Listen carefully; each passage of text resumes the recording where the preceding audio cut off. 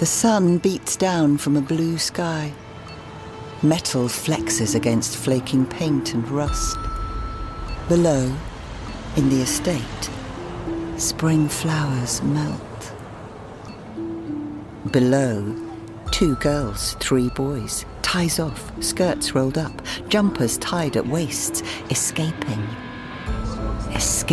the sudden heat, the timetable, drawn to the liminal land between motorway, railway and retail park, called to where weeds weave over rubbly ground, at my feet.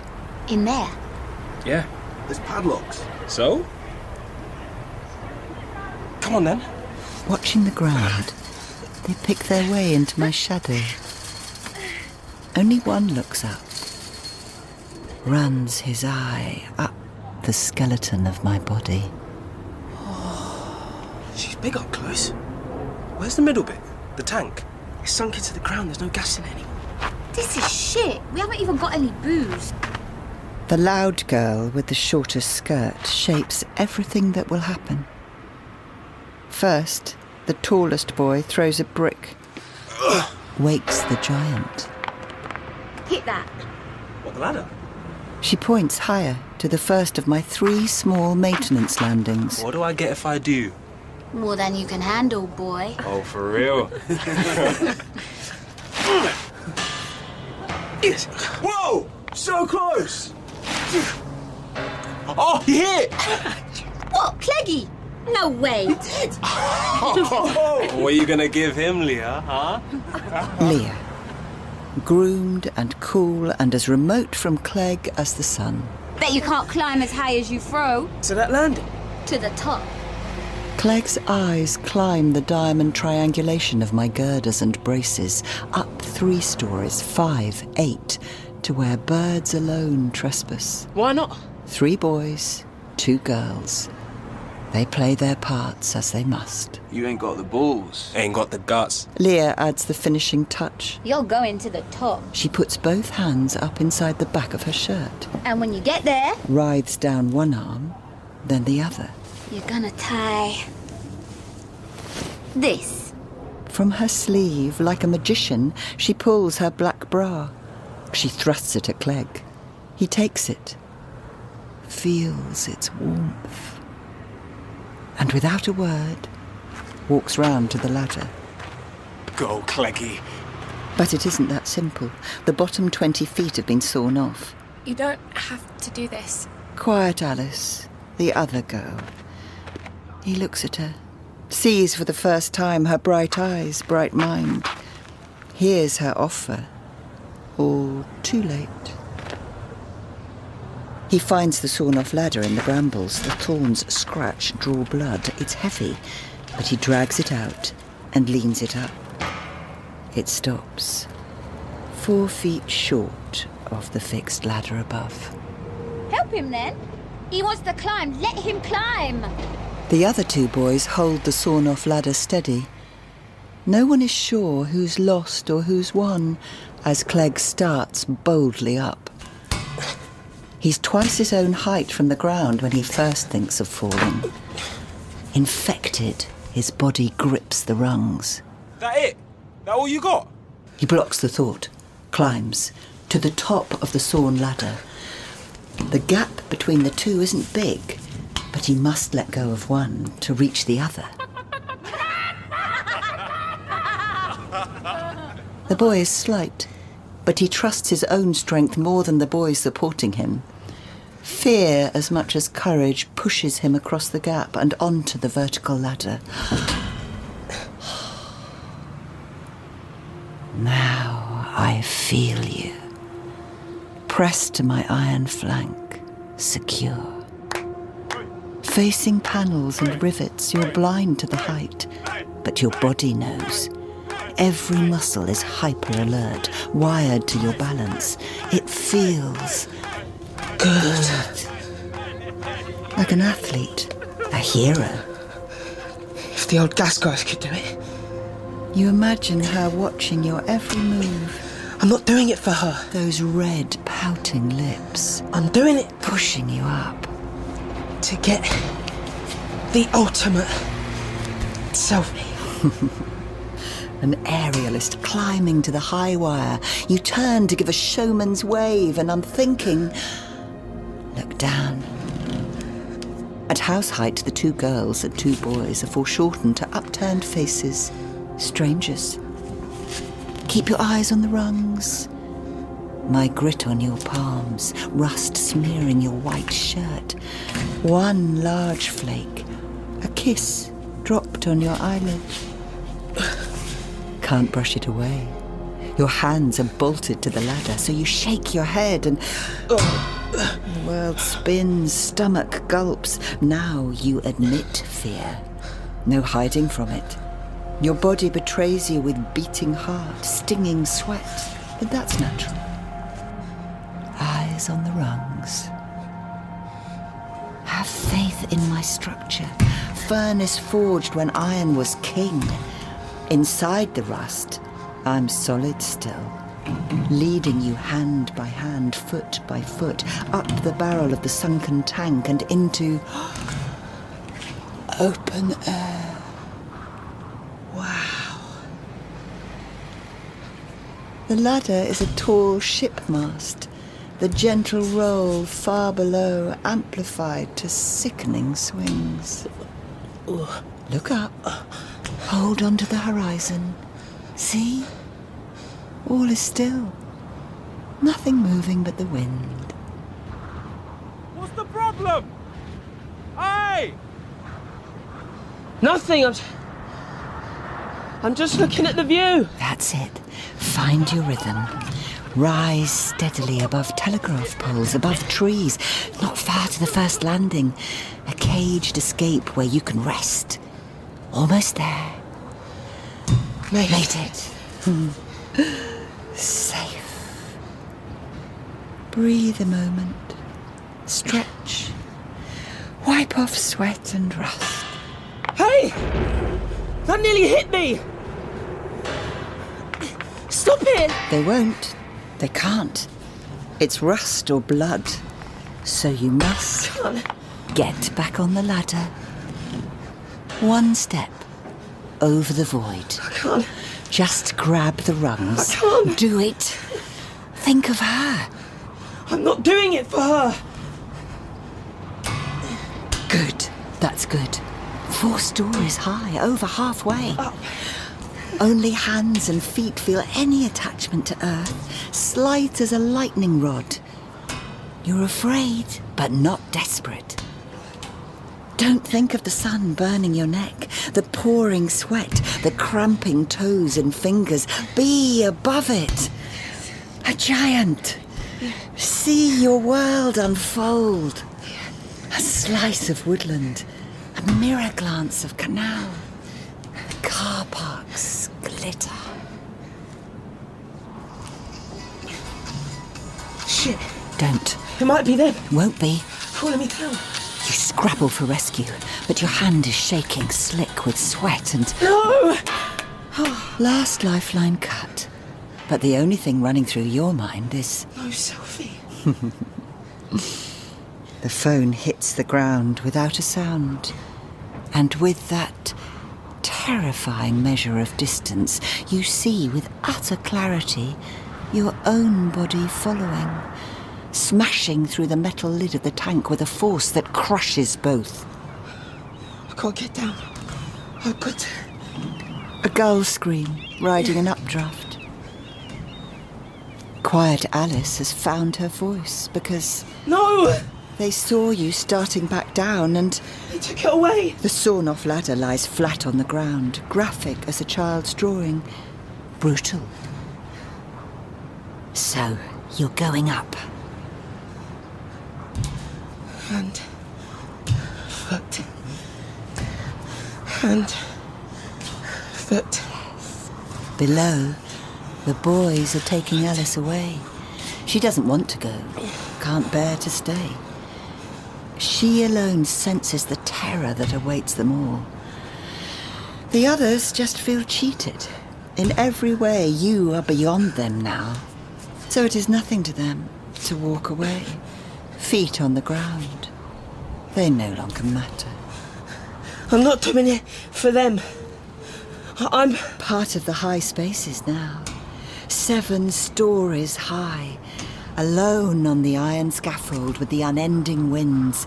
Caught among inhuman things and mindlessly huge dimensions. The unbearable isolation. The pull of gravity calling you to Earth, calling you home. Panic. Finally, violently escapes. Guts pitch in perpetual fall. Senses scream, let go, just let go. But hands lock like iron. Between push and pull, you are racked in sickening, spinning hell. That's it. All done. Now look out. Find the horizon. Breathe. And breathe. The second landing is above you. Not far. There you can rest. Just one hand after the other. One hand. Hand.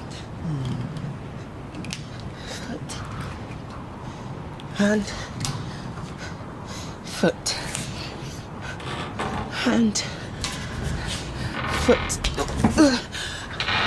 I am sound. I have stood for 100 years. When they come for me, the wrecking ball won't touch me. No bricks and stones will break my bones. You hear me? They will have to cut me from the sky with fire. Hush now. You're almost there. You're almost there. We see, at the same moment, the braces supporting the landing have rusted away. It hangs by its own flaking skin. There is no refuge, nowhere to go but up. Thoughts close into a dull roar, each rung the last wrench of strength, fighting rust, sky, sickness, death, and the pull to just let go. Climbing until there are no more rungs. He thinks about the black bra. Maybe it's still in his pocket, maybe not. His hands get never tired any more than his mind can make his legs climb down.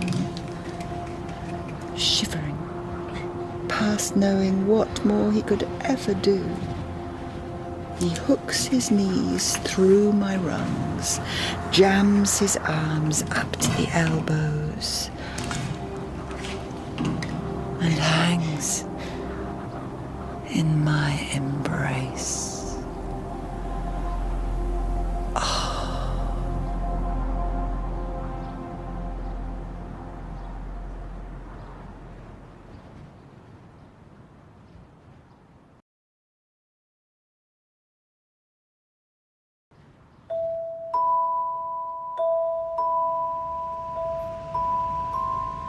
The restaurant is on one of those side streets you never take, isolated in the centre of the city. Almost there. Which city? Could be anywhere. But let's say London. I can give you that.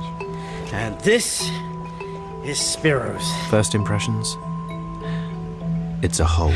Doesn't exactly advertise itself. Exactly. It's no pretensions, no branding, no website. Anti-marketing. When you enter Spiro's, you leave the insanity of this year, this hour, and a restored in spirit, not by opulence, but by dignity. Soul food. Right. Maybe I've made a mistake bringing you here. Vincent is my boss. It's his expense account, and I should make the right noises, but he is old, lumbering, and I can make other plans. No. You're the only person at the firm who understands food. And Carol's secret of Spiro so many years has become... It's... Please, indulge me. Of course. Sir? Mr. Vincent and guest. A dark step. A small foyer. Your phone. What? No electronic devices permitted. Right. Thank you. Low light hovers over 12 well-spaced tables. Immaculate waiters gliding between. The effect is calming. Good. On the starched cloth is set steel cutlery, glass tumblers, nothing else. The diners are the usual privileged bunch, except no women. They're discouraged. Barred? Simply not served. Tell me, is this special? Not tonight, sir. But it's been weeks. I was hoping my colleague... It's difficult. You understand. Of course. I serve now, sir? Please. No menu? No. At Spiro's, everyone gets the same meal. Every night is different. But there's never any choice. Interesting business model. But what about taste, preference, allergies? What about liberation from the tyranny of choice? And imagine the talent of an entire kitchen focused on just one perfect dish. You've seen the kitchen? I live in hope. It's become more important to me than anything. Even the firm. The waiter reappears with 2 soup bowls containing clear, thin broth. It's horribly bland. I look for salt, but there's none on any table. Not to your taste. It's a little bodiless. First time I felt the same. My jaded taste demanded salt. But try the soup again. I humour him with another spoonful and begin to sense nuances, clarifying, elusive. Hey, sir, I think we have a convert. Excellent, sir. Here you'll find no salt, no sugar, no alcohol, or indeed any other beverage but cold, clear water. Oh, not even coffee? Certainly not. And my bowl is empty. Vincent smiling. Is this a restaurant or rehab? Perhaps both. Seesawing between stimulant and sedative leaves you numbed, craving greater extremes of sensation. But Spiro liberates us from this too.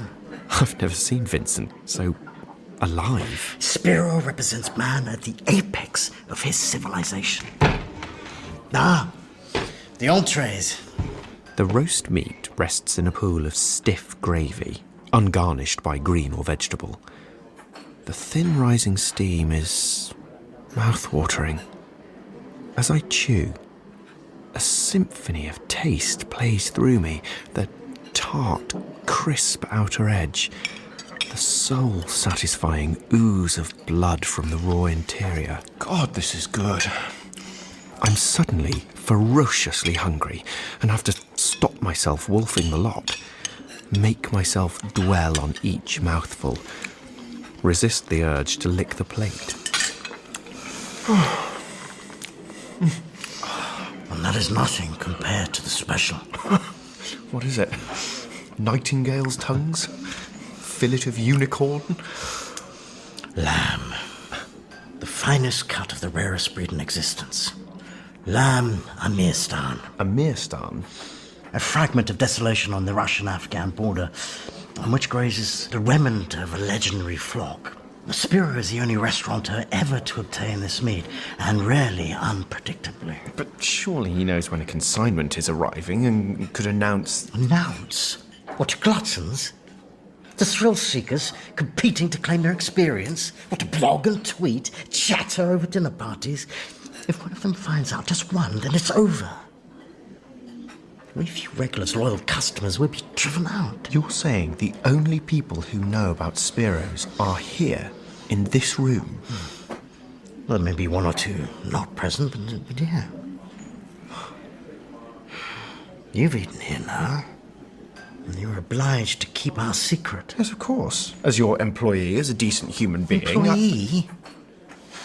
I'm a solitary man, Costain. And in this cold, insane world, Spiro's is both family and friend. The hide of officious boss and patronizing host is stripped, and overwhelming pity twists my gut. A pity that comes from recognition. Yes. So Spiro's becomes a ritual, At 6 o'clock, I pass by Vincent's office. Costain, He appears, got plans tonight? nothing special, and we go. How's the halfway account? I consider making myself less available, but my influential connection with the senior executive is being noticed. We have sign-off on the requirements analysis. And the food. It's hard to resist. There's already more flesh on my bones, but I can't miss a night. Not until I've tried the lamb. Fortunately, I don't have long to wait. Tonight is special. My heart skips. Vincent's hands tremble on the white cloth. This is it. Look at us. Two rational men, jumpy as dogs waiting to be thrown their meat. But we're not alone. A tension in the air. Around us, sharp-eyed diners lick their lips. But someone will be bitterly disappointed. One table away, a grey-haired man sits alone. His companion with the cane. This is the first meal he's missed in weeks. Perhaps a decade. A decade? Mr. Vincent. And friend. No, please, sit. A chair, if you will allow. Of course. Lamb Amirstan. I have been stewing in that miserable kitchen all day to make everything just so. The just so is the important part. But I see your friend does not know me. I am staring, hypnotized by the purring voice, the amber eyes. Oh, Mr. Spiro, Mr. Costain, good friend and talented associate. Delighted. His handshake is cold and hard. Costain's a true admirer. He's been dining here daily. When you compliment me with your presence, I return the same with my food. Yeah, he'll be showing you the kitchen next. For that you must both wait a little longer. Honestly, Spiro, has anyone apart from your staff ever seen the Sanctum Sanctorum? Many. Some distinguished. He nods to a photograph above us, one of several around the walls. I never noticed. But that's... Well, what's his name? The novelist, those twisted tales. Clement Forwell, he dined here. I believe his only happy hours were at this very table. Wasn't there some scandal? He took off to Mexico, disappeared. A sad loss. And here it is. The waiter reverently sets 2 platters before us, piled with hunks of dripping meat. The sensual fragrance rises, utterly irresistible. The feel in the mouth, rich, firm, melting flesh. Taste, the blue grasses of Amirstan, earthed in blood. My God. That good. I'm back to reality. He has been watching me with that wide, wide grin. A glimpse into your soul. If so, it's a bloody godless place. Indeed. Yet sometime in the still of a darkened room, consider the significance of the lamb. I shall leave you to your meal, gentlemen. I am sure we shall meet again. So we did. Sooner than expected. Game animals always have that feral taste for liberty. Someone's in trouble. At Spiro's door, 2 men locked in struggle. That's our waiter. The other man's hands round his throat. A bear of a man. You! But Vincent... Get off him! Leave him alone! Short, stout Vincent... No! barrels right into him. The beast crumples, strikes his head on the pavement. Unconscious eyes roll back with astonishment. He's out cold. I'll call the police. No, Mr. Spiro wants no trouble. He assaulted you. It was me. I brush against him. He say I steal. I never steal, but I have no papers. No police. Please. It's all right, Jesus. It's all right. Now go inside. Okay. Thank you, sir. Thank you. That man was an animal. He'll attack again. But that's the point. All men are savages. The Spiro understands, and in his house we can sate our brute natures without...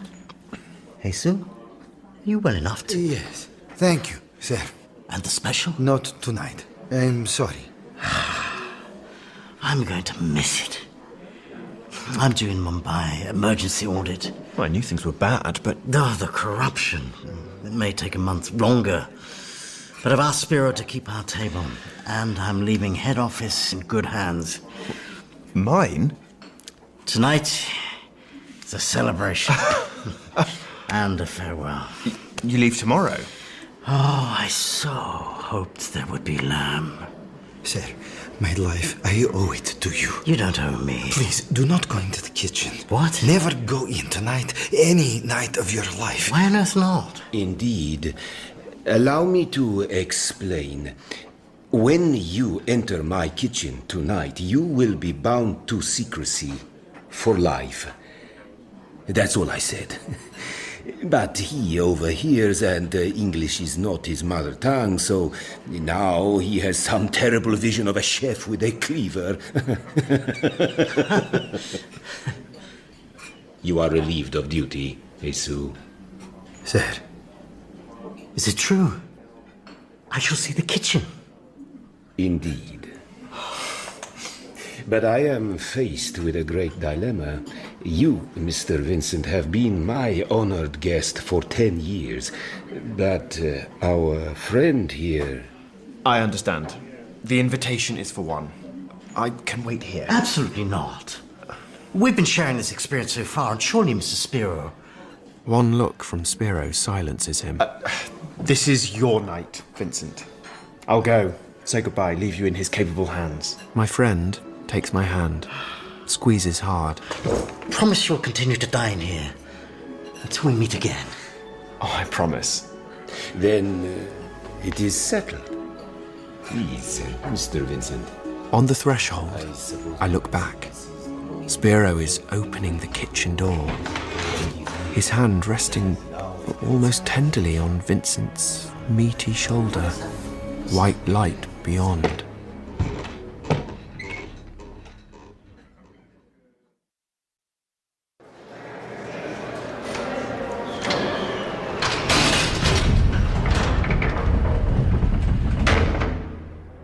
I have not been believed. I would be mad to expect that. And the judges have declared me sane. So tomorrow I must die. I have been provoked beyond the endurance of any man by forces I can't comprehend. And No one will believe you.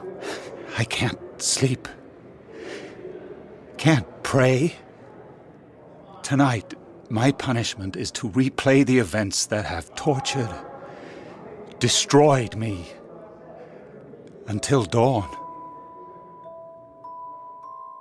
I was known as a tender-hearted boy, delighting in animals of all kinds.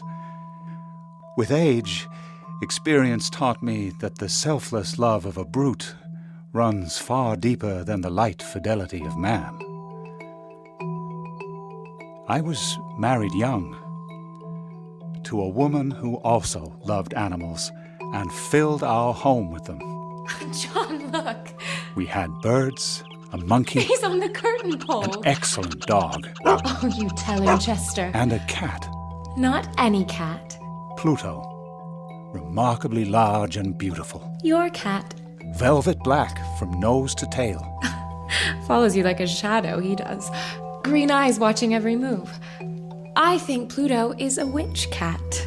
Louisa! You're familiar. Of course, neither of us believed such superstition, but Pluto and I certainly had a close bond. But you are changed. Not by one hurt you could rail against, but 1,000 slights. A distemper you could not fight. Filthy brute! You're frightening him. In my study. It's private. You educated and laughing. Well, I'm going out. It's late. You're tired, John. Get your damn hands off me! I'm going out! Oh, I could see the hurt I caused. Chester. All right. Oh, good boy. And that hurt made me drink. And so the disease grew. You didn't contract it, John. Louisa! You chose it. And every night brought it home. Only Pluto escaped your temper, but Even he, elderly and feeling the frailty of his body. You dare turn away from me! I am master of this house, and... Stop! You drew blood. The fury of a demon, gin-stoked, burned through me. I grasped the cat by the throat, took my penknife and cut out one of its eyes. In the morning, I found Pluto. I slept like the dead. He allowed me to clean him. I woke with an aftertaste of disgust. Poor cat. But it didn't touch my soul, and I readily drank it away. Pluto recovered. He could get around perfectly well and no longer suffered any pain. But the scars went deep. His one eye was ever watchful, and he fled at your voice. And that wounded me, for he loved me before. Yes. That wound induced vexation, and inevitably the spirit of perverseness. The urge to transgress the very laws that protect us from our worst natures. From the child stealing the apple, to the gambler who plays to lose, from the liar who betrays himself, to the murderer. I couldn't stand the sight of the wretched creature any longer. One cold, sober morning, I slipped a noose around its neck and hung it from a tree. I hung it with tears streaming. Hung it because it had loved me. Hung it to place my soul beyond the reach of even the most merciful and powerful God. You saw, didn't you? Too late. The body disappeared. Was it you? Cut it down? No. If it had been me, I'd have given him a decent burial. That John! night, John, wake up! Wake the up! curtains of my bed were in flames. Before the stairs catch! With great difficulty, we made our escape. But some of our animals Chester! did not. Chester! In the morning, Louisa found, scorched into the wall above my bed, the shadow image of a gigantic cat. My entire worldly wealth had burned. We had no money to move or repair. We lived hand to mouth. Much of it spilled in portside saloons. I could not rid myself of the phantom of the cat, and into my spirit crept something almost approaching remorse. I walked an underworld, haunted not by my crime, but the loss of my companion. So I looked for another to take his place. Drinking alone, half stupefied, I looked up, and suddenly he was there. Not him, but a cat resembling him in every respect except one. An irregular splash of white on his breast. He followed you? All the way from the port? Yes. But, John, you can't keep him. Not after... After what? He is a handsome animal. So like Pluto. Even down to the one green eye. One? In the light of day, I could see what darkness had hidden. A chill ran through me. Won't be much of a mouser, will you, cat? From that moment, the cat sickened me. And as my discomfort increased, the more the brute sought me out. We really should give him a name. If I sat, it jumped on my knee. How about Prince? If I walked, it got under my feet. It would grapple up to my shoulder, licking and purring. Oh, we should call him Burr. He sticks to you like one. I loathed that animal, longed to strike it down. But past guilt restrained me. And truth be told... How about Puka? I was afraid. imp? Not a physical evil, exactly, but Or star, because of his white mark? that irregular shape, Although it's more like a question mark. which by degrees An angular question mark. assumed a graphic form until... Oh my. It looks like It can't be. the gallows. Instrument of justice, suffering, death. It horrified me, and the beast knew it. By night, I started hourly from nightmares to find its hot breath on my face, its weight bearing down.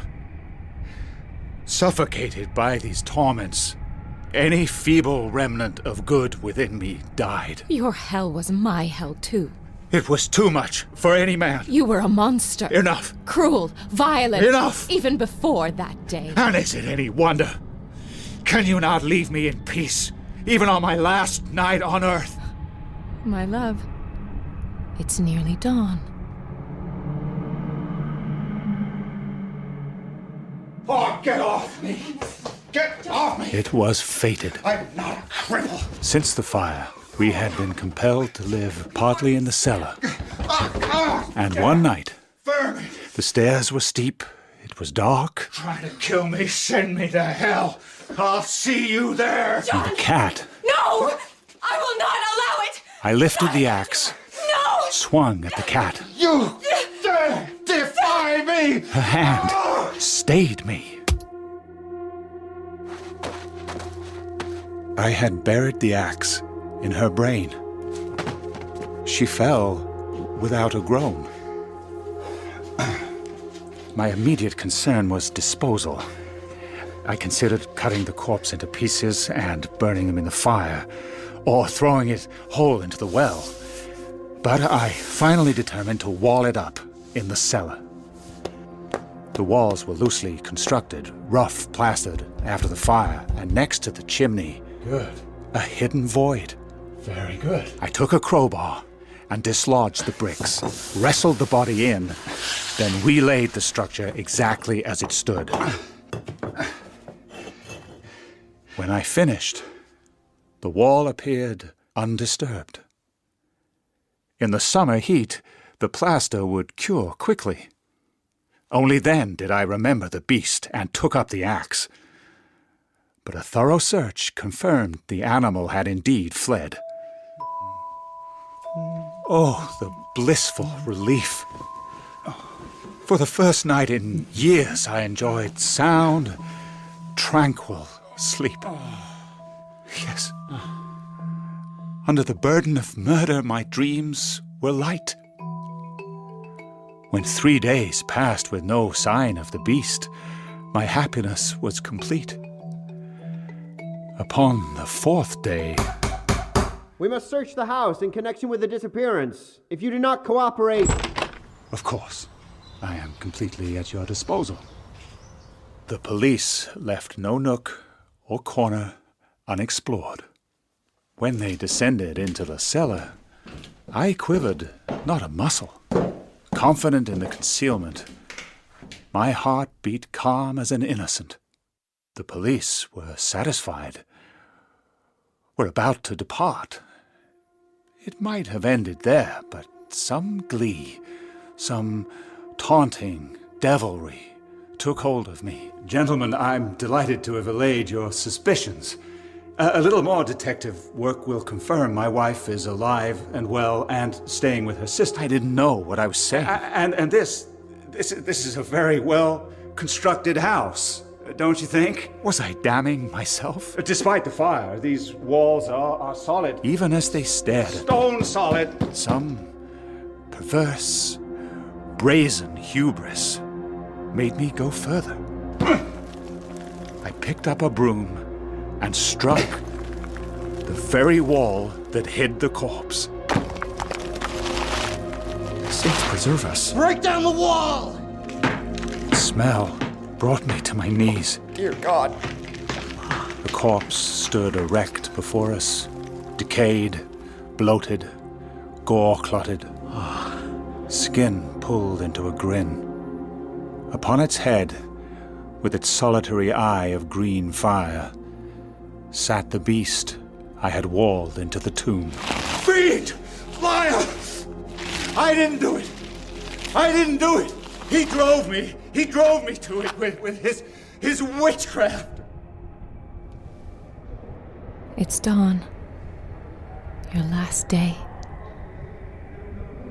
Any final words, John? Before you face the gallows? Forgive me. Believe me. You at least must believe me. Yes. I do.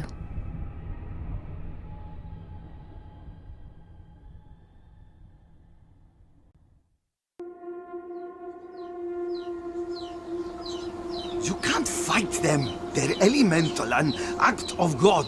God. Lightning looks at the little commissioner like a great chacal eagle looks at its snake. A force of nature, maybe. But even the mighty Amazon can be redirected if a man puts his mind to it. You won't have time to think, Leinigan. Before you can spit 3 times, you'll be stripped to the bone, picked clean as your plantation. Exactly. My land, claimed from the river, and I won't back down before this pestilence, however biblical. That arrogance will cost the lives of your workers, which is why the Indian Protection Agency has sent... And when does he get here? Before or after the ants? I'm already here. Rica de Oliveira. He takes the hand I offer. A gentle test of strength. I can translate faster than the commissioner can spit. I can also ride and shoot. Shoot? If necessary. How do you feel about ants, Rica de Oliveira? They are voracious, destructive. Their sting is hellfire. But anyone who can run can escape the swarm. I understand you have good defenses. Indeed. And it is settled. If you're to be useful, you must know the land. Look. I know the land. But I stand on his roof to view his corner of it. The block green plantation fans out into the distance. Beyond it, a wide ring of scorched earth. And surrounding all, the dark wall of forest. This was unproductive marsh until I diverted the river. I built the compound here, at the highest point, and around the entire plantation, a moat. A moat? 5 feet deep and 12 foot wide. That's enough. With the levee and river behind us, we're completely circled by water. You've planned ahead. Well, not just for ants. It's a fire break, too. And protecting the compound, there's an inner channel, with enough petrol to fill it. See? Impressive. But as liaison, I advise all non-essential workers and their families are... Move to safety? Naturally. His gaze meets my prejudice and shames me. At midday, the workers come in from the fields. I hear Portuguese, English, and 3 native languages, each with as many dialects. In the villages, the cry of ants would trigger panic. But here, they listen to Leinigan as one tribe, calm and alert as before a hunt. By sundown, all women and children, all movable stores, are transported to a camp across the river. The ants are mighty, they tell me, but not as mighty as the boss. It starts at noon the next day. A stampede. Meeting the perimeter ditch, they sweep right and left, onwards away. In the compound, dogs and horses answer the panic. Easy, girl. Easy. We ride out through ranks of fields several miles to the moat. Boss, eles estão aqui! And so they come. Over the barrens creeps a shadow, 2 miles wide. Deus me ajude. Hold your positions. The moat will halt them. He believes it, and that's enough. The men fall silent. Have you ever seen anything like this? Never. Looks like they're splitting into 2 flanks. Stay here. Leiningen rides away, following the left flank. He's gone an hour. More. I watch the central column flow steadily toward me and mass on the opposite bank. They stop, as if to a whistle, just a stone's throw away. Waiting. A movement ripples through them like wind blowing a cornfield. And suddenly, as one animal, they surge.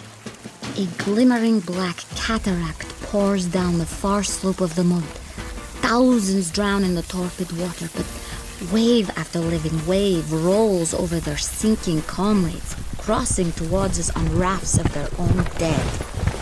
They're bunching up, strengthening the line. We grab spades, work shoulder to shoulder with the men beating, hurling earth. But inevitably... Take off your shirt. Keep still. Leiningen pulls the ants off. But their jaws bite down even in death. The man is raving, swelling, bleeding. The others freeze in horror. One drops his spade and runs. And as if sensing our weakness, the ants charge. Get back to work. Hold the line. Stand fast. They take up their spades. But Leiningen stops still, staring. Out in the sea of ants, a blackened shape, riding, half leaping. A melting statue. Is that a jaguar? They went for his eyes. He's lost. How good a shot are you? Good enough.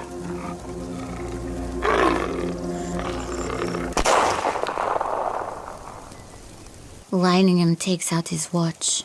As quick as you can spit 3 times, he said.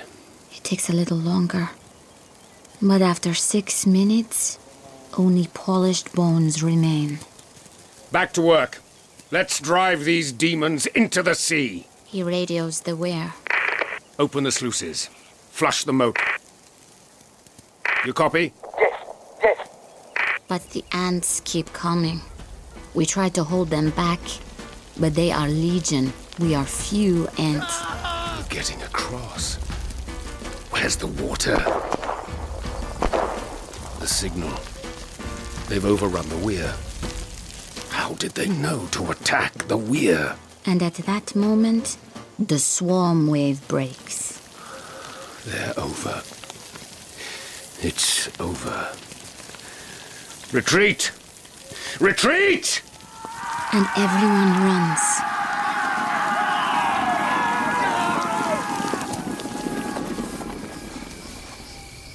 We've lost the plantation, but the compound is secure.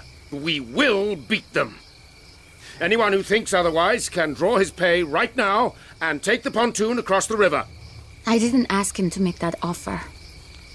I believe he'd have upheld it too. But not one of the men left. They're out there tonight, destroying our crop. A year of our labor. But once we've routed them, there'll be plenty of work. Higher wages, too. So, tonight, eat, sleep. In the morning, we go to war. After supper, we walk around the inner channel. The moon hangs reflected in petrol. It's so quiet. They've eaten or driven off anything living. The only sound is them. We see scouts approach and regard the noxious barrier. None venture to cross. Off they go, reporting back to command. I was wrong to call them elemental. They are.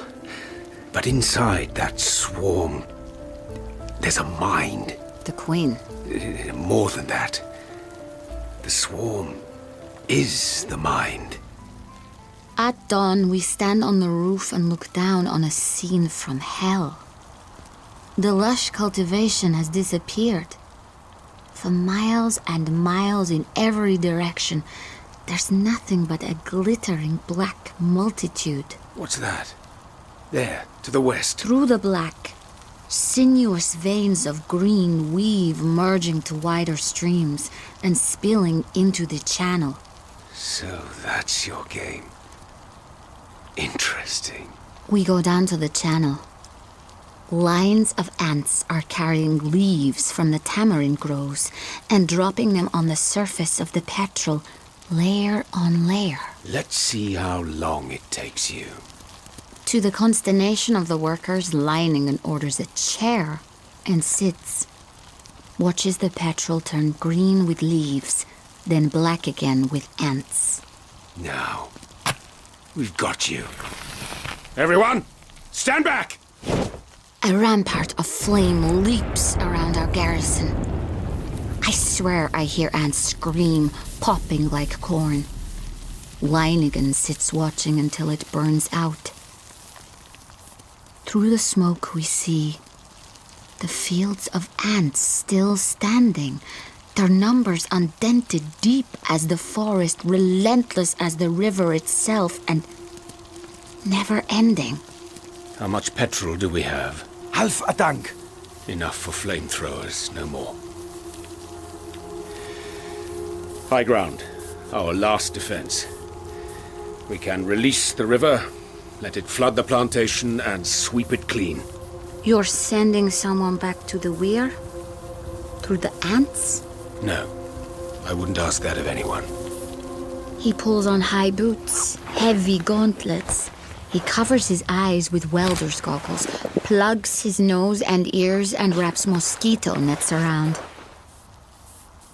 He gives me a walkie-talkie and his rifle. If I don't make it, if the flood doesn't come, get the men to safety. With that, he runs to the channel and leaps into the seething sea of ants. He runs arrow straight with huge strides, barely touching the ground. In his wake, the horde ripples, flashing a signal. At the weir, he must stop, turn the wheel. Everything he touches will be alive with them, seeking his flesh, his eyes. Leiningen, can you hear me? Time passes. Too much time. Leiningen! There, a scarecrow, a white ghost flapping through a black field. He is lurching, flailing. The ants pull his legs like tentacles of tar in a slow-running nightmare. So close, so far, entangled, falling down. Get up! Get up! Run! The landslide engulfs him. I raise the rifle. His shape quivers in the haze, and I pray for the courage. He's on his feet. A force of will drives a long-running fall that takes him beyond his strength through the flames, across channel, into our many arms. We strip, stamp, and crush. His eyes are swollen baubles inside the goggles, his skin flailed, his flesh one opened wound. I glimpse a shin bone. Think I'm hearing his dying breath until I realize he's laughing.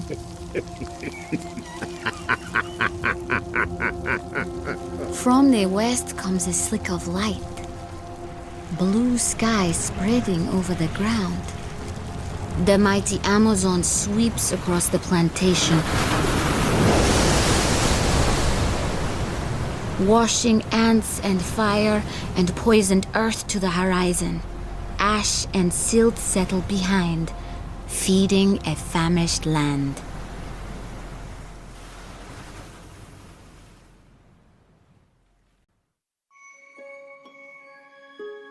On the last day of summer term, I pack my books, catch a train at random, and get off at the obscurest station I can find. I'm looking for peace. Hello? But end up in Benchurch. Anybody there? Hold your horses, lovey. I'm just... Oh, I thought you'd taped with the barrels. I'm afraid we don't open again until 6. I'm after a room, actually. Well, yes, we have rooms. Are you, Visiting friends? Studying. Mathematics. Oh. Here for some quiet. No distractions. Then you come to the right place. On market day, this place is packed. Oh, thronged it is. But the rest of the week, well, it's just regulars. My husband, Mr. Witham, passed 4 years ago. And Charming woman, Mrs. Witham. But I resolved to find more private accommodation. I take the lesser of 2 roads out of town and walk until I find a formidable pile. The great Jacobean house peers from mean windows through a rusted gate. Desolate. Perfect. The judge's house? The agent didn't use that name? Oh, he wouldn't. But that's the place, all right. So it's owned by a judge? Long dead. 100 years or more. Held in great terror he was. Faced him, you faced certain death. But why do people hold that against the house? Nothing particular, just a general feeling there's something. They do say if that alarm bell on the roof ever rings, there'll be tragedy. But here's you renting the place for 3 months. I'm not easily frightened. I can see that. But I hope you're a practical man too, Mr. Malcolmson, as no charwoman will set foot in the place. I will. A voice from the doorway. I turn to see a woman of indeterminate age, by which I mean she's clearly young, but her manner carries a certain gravity. This is Miss Dempster. She does for me on market days, but... You're not afraid? By day? No. I can clean, bring in breakfast and dinner. 5 bob a day. In advance. Then that's settled.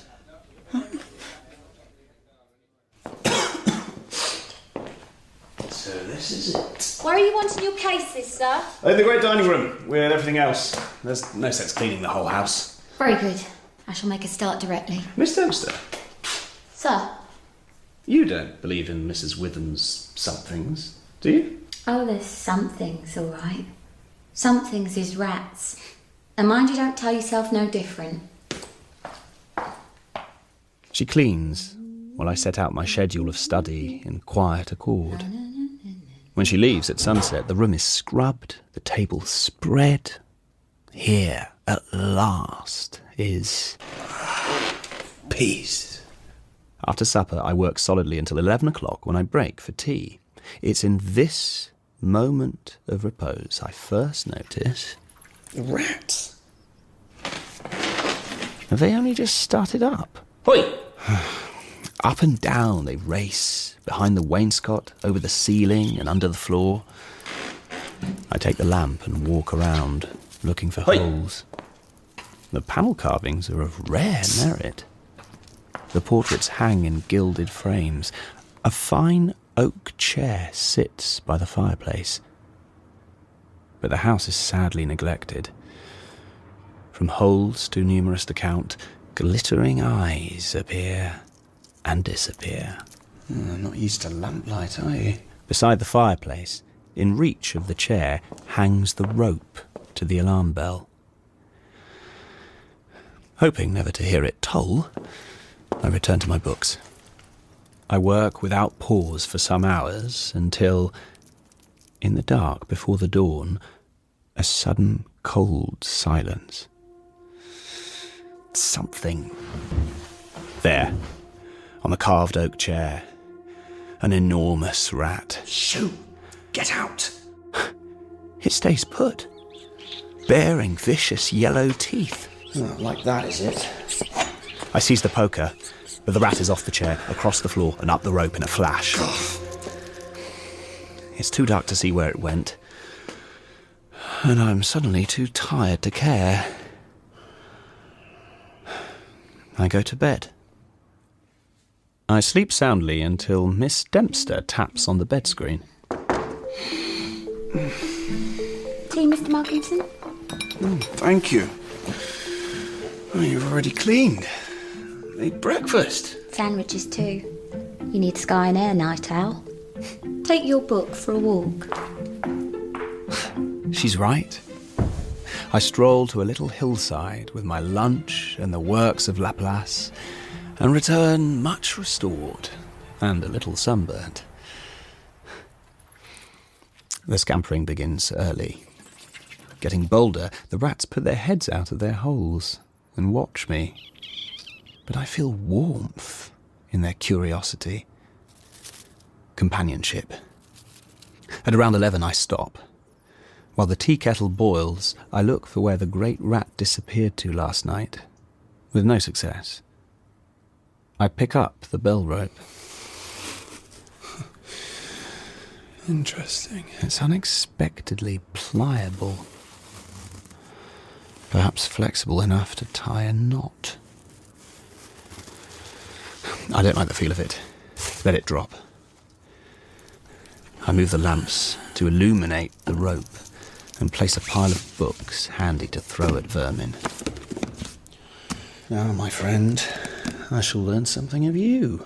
I return to propositions and problems until, as the night before, a sudden watchful silence arrests me. There. The giant rat drops from the rope onto the oak armchair. I raise a book, take aim, and the rat ducks, keeps his seat. I take another book, and a third. Each time the rat dives aside, but as I pick up the last book... Aha. Don't like that one, do you? Got you, you devil! It glares at me with utter malevolence, then leaps to the rope and disappears through a hole in one of the paintings. And now I know where you're hiding. The painting is dirty, in poor light, but... the judge, seated in robes of scarlet and ermine. Through the grime, his eyes glitter with the same malevolence as the rat. Superstitious somethings. Well, I got you on the run, King Rat. Now, what branch of mathematics frightened you, sir? You bravely faced conic sections, thermodynamics, but one look at this, and... the Bible my mother gave me. I return to my notes, but my mind will not settle. I go to bed with the lamp on. No rope. No. No! Mr. Malcolmson? Judge! No, Miss Dempster. You're dreaming. Tea? Thank you. You drink too much. I'm sorry. Tea. And brandy. Unsteadies the nerves, the judgment. What is it you think you saw, Mr. Malcolmson? I start to talk. As she quietly transforms the room from nightmare to order, I confide in her. A girl. A servant. And when I finish, I realise I'm looking to her for answers. Go back to the inn. Ran away? From Mrs. Witham's somethings? I don't think so. You know what that rope was before? No. A rope can hang. Or save. You mean ring the alarm bell? Because I'm afraid of a rat? Some things is rats. But sometimes rats is somethings.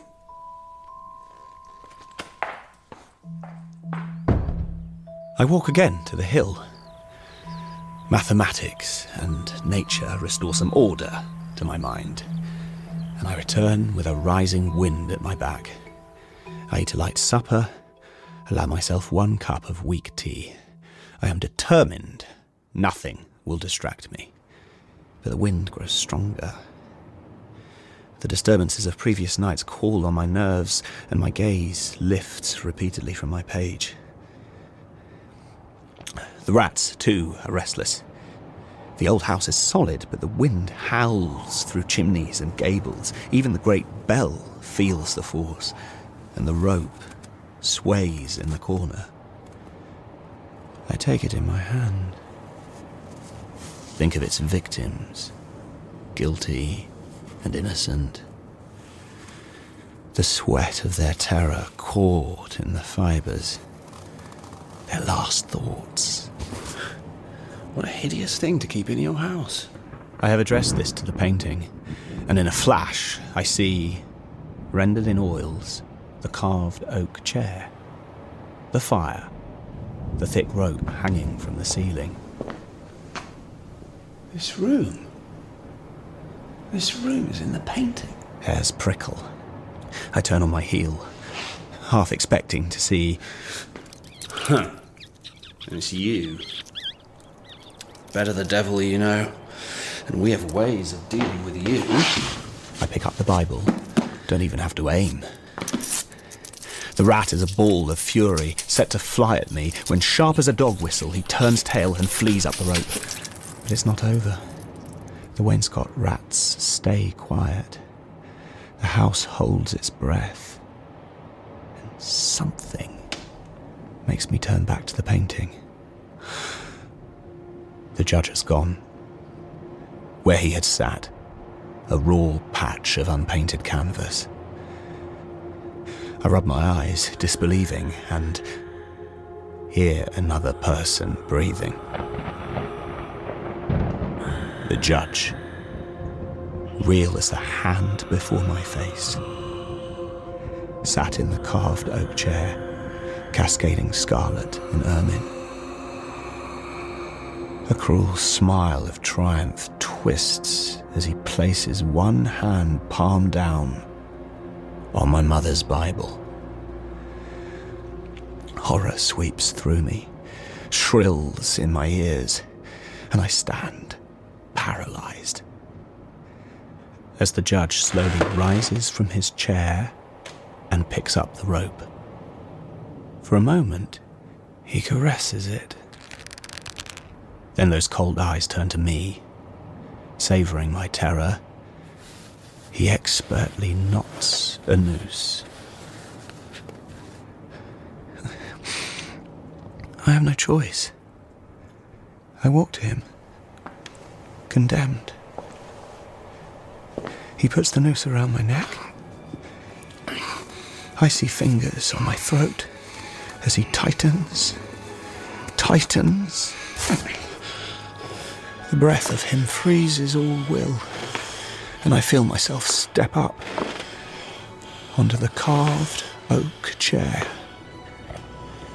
The rope pulls me up, spine stretched, head lolling. I look my judge and hangman in the eye. For it was always him on the scaffold, taking his secret pleasure. And I will take his secret to the grave. As the chair tips, my last thought is not a prayer, but a calculation.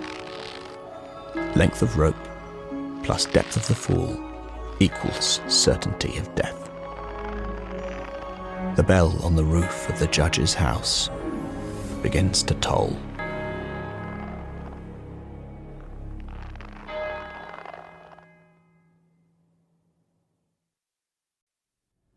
In the second Pan Book of Horror Stories, written by William Sampson and adapted for radio by Anita Sullivan, you heard Pippa Haywood, Daniel Anthony, Catherine Drysdale, Toheeb Jimo, Luke Thompson and Samantha Dakin.